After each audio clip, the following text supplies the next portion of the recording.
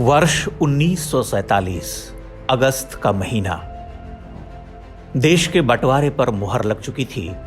इस्लामी कट्टरपंथियों और कांग्रेस के कथित उदारवादियों ने मिलकर तय कर लिया था कि भारत भूमि के 2 टुकड़े किए जाएंगे। पंजाब और सिंध में बहने वाली महान सिंधु सरिता, जिस पर मात्र 200 वर्ष पहले मराठों ने भगवा ध्वज फहराया, जिस महान धरती के लिए महाराजा रणजीत सिंह आजीवन लड़ते रहे, जहां 5000 वर्ष पहले कल कल करती सरस्वती बहा करती थी, जिसके सुंदर शांत तटों पर ऋषियों ने वेदों का गान किया, वही पुण्य भूमि मजहबी कट्टरपंथियों के हवाले की जा चुकी थी। पूरे सिंध, पंजाब और बलूचिस्तान को दारुल इस्लाम बनाने की योजनाएं बन चुकी थीं। सहस्रों मंदिर और गुरुद्वारे अपने विध्वंस की प्रतीक्षा में थे। ऐसे निराशा भरे समय में सफेद धोती कुर्ता पहने एक दुबला पतला व्यक्ति कराची की गलियों में घूम घूम कर आशा की बची खुची किरणें तलाश रहा था। उसका नाम था माधवराव सदाशिवराव गोलवलकर। लोग उन्हें गुरुजी कहते थे। गुरु गोलवलकर, यही नाम उनकी पहचान बना। वे राष्ट्रीय स्वयंसेवक संघ के द्वितीय सरसंघ चालक थे। ऋषियों जैसा धवल चेहरा और आंखों में राष्ट्र प्रेम की तड़प। 5 अगस्त वर्ष 1947 के दिन कराची में संघ की एक विशाल जनसभा हुई। वहां रहने वाले 1 लाख से अधिक हिंदू राष्ट्रीय स्वयंसेवक संघ के गणवेश में गुरुजी को सुनने पहुंचे।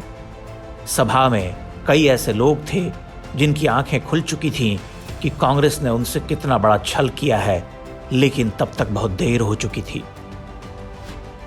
गुरु गोलवलकर मंच पर बोलने के लिए खड़े हुए। वे बहुत भावुक थे। जानते थे कि भारत इस्लाम के हाथों सिंध को एक बार फिर से हार चुका है। वही सिंध जहां 1300 वर्ष पूर्व राजा दाहिर मोहम्मद बिन कासिम से हार कर बलिदान हो गए थे, वह सिंध अब हिंदुओं से खाली होने वाला था। सिंध के राजा भले ही हिंदू नहीं रहे, लेकिन वहां की 50% जनसंख्या अब भी सनातन धर्म को मानने वाली थी। ये लोग यदि समय रहते जाग गए होते तो स्वयं को बचा पाते, किंतु कांग्रेस की पिलाई सेक्युलरिज्म की घुट्टी का परिणाम था कि अब पछताने के लिए भी कुछ नहीं बचा। जनसभा में गुरु गोलवलकर ने कहा, हमारी मातृभूमि पर विपदा आ गई है। भारत का विभाजन एक पाप है और जो उसके उत्तरदायी हैं उन्हें भावी पीढ़ियां कभी क्षमा नहीं करेंगी। यह विभाजन अप्राकृतिक है। इसे एक न एक दिन निरस्त करना होगा। गुरु गोलवलकर का जन्म 19 फरवरी वर्ष 1906 को महाराष्ट्र के रामटेक में हुआ। माता पिता ने उनका नाम भगवान कृष्ण के नाम पर माधव रखा। ये उनकी 9वीं और एकमात्र जीवित संतान थे। पर क्या पता था कि यही माधव आगे चलकर भारत के लोगों को वह बोध देने वाला है जिससे उनके अंदर मातृभूमि के प्रेम की अग्नि बुझने न पाए। गुरु गोलवलकर ने काशी हिंदू विश्वविद्यालय से विज्ञान में स्नातक और स्नातकोत्तर शिक्षा प्राप्त की। बाद में कुछ वर्ष तक उन्होंने वहीं पर अध्यापन कार्य भी किया। वे गुरुजी के नाम से लोकप्रिय हो चुके थे। विश्वविद्यालय के संस्थापक मदन मोहन मालवीय का उनके जीवन पर बहुत गहरा प्रभाव पड़ा। इसी अवधि में वह राष्ट्रीय स्वयंसेवक संघ के संपर्क में आए। इसके बाद तो उनके जीवन को मानो एक उद्देश्य ही मिल गया। आज हिंदुत्व और राष्ट्रवाद की विचारधारा का जो प्रसार पूरे देश में हो रहा है, उसकी उर्वर भूमि तैयार करने वाले गुरु गोलवलकर ही थे। गुरु गोलवलकर राष्ट्रीय स्वयंसेवक संघ के प्रमुख थे। स्वतंत्र भारत की व्यवस्था में उनकी कोई भूमिका नहीं थी, लेकिन जब जम्मू कश्मीर के भारत में विलय का प्रश्न आया, तब गृह मंत्री सरदार पटेल ने सबसे पहले उन्हें याद किया।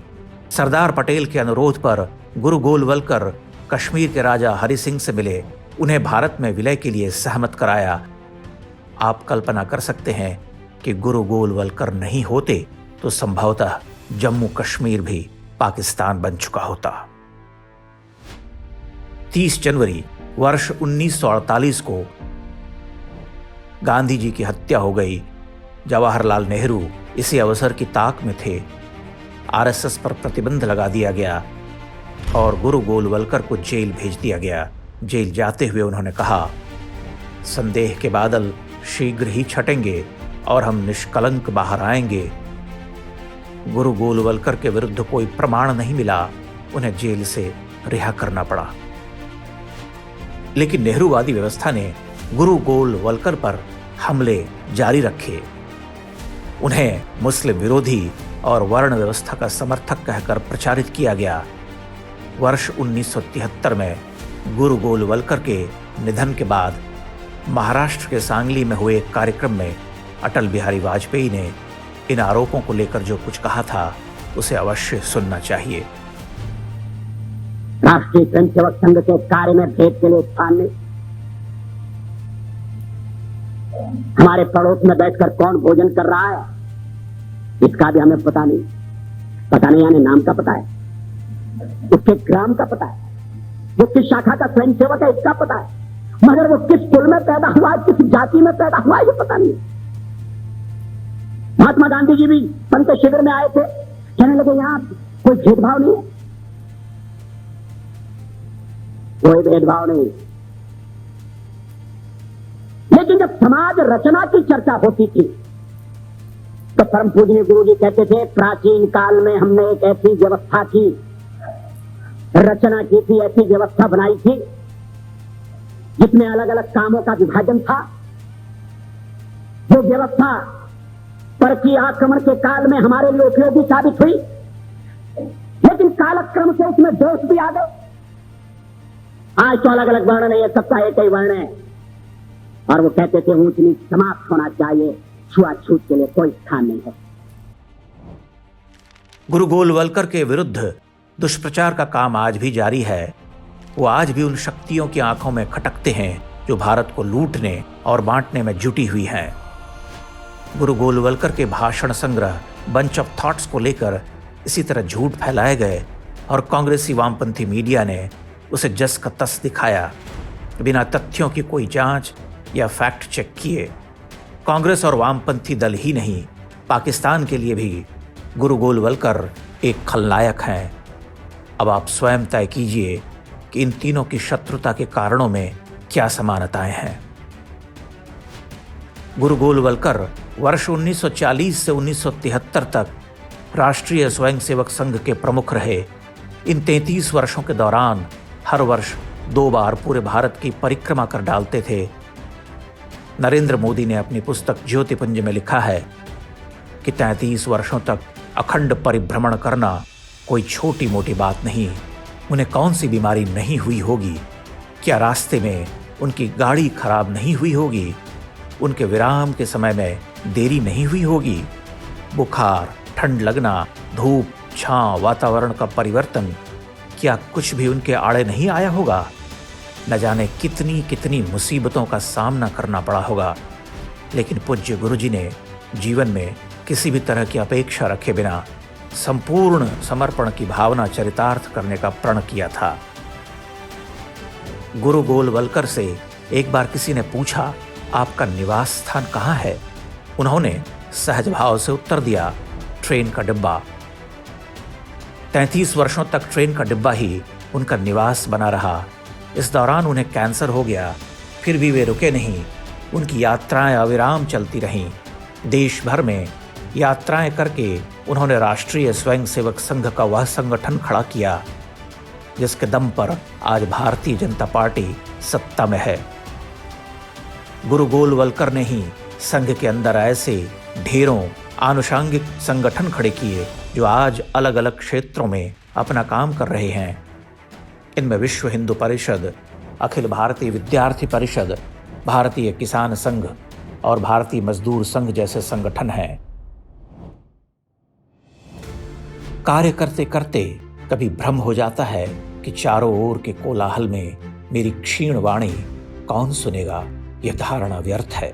सब सुनेंगे और अवश्य सुनेंगे। यदि मेरे शब्दों के पीछे त्याग और चारित्र्य है तो लोग सिर झुकाकर सुनेंगे। यह विश्वास हर कार्यकर्ता में होना चाहिए। गुरु गोलवलकर का यह कथन आज अक्षरशः सत्य हो चुका है। यह भी एक संयोग है, अंग्रेजी कैलेंडर की 19 फरवरी तिथि को ही छत्रपति शिवाजी का भी जन्म हुआ था। एक महापुरुष ने औरंगजेब के समय में धर्म की रक्षा की और दूसरे ने कांग्रेस के समय में। उन्होंने एक ऐसी आधारशिला रखी जिस पर भारत का भगवा ध्वज सदियों तक फहराता रहेगा। भारत माता के ऐसे महान पुत्र को हर भारतवासी का शत शत नमन। मेरुगिरि सा मन अडिग था, आपने पाया महात्मन। त्याग कैसा आपका वह, तेज साहसशील पावन। मात्र दर्शन भस्म कर दे, घोर षड्रिपु एक क्षण में। शत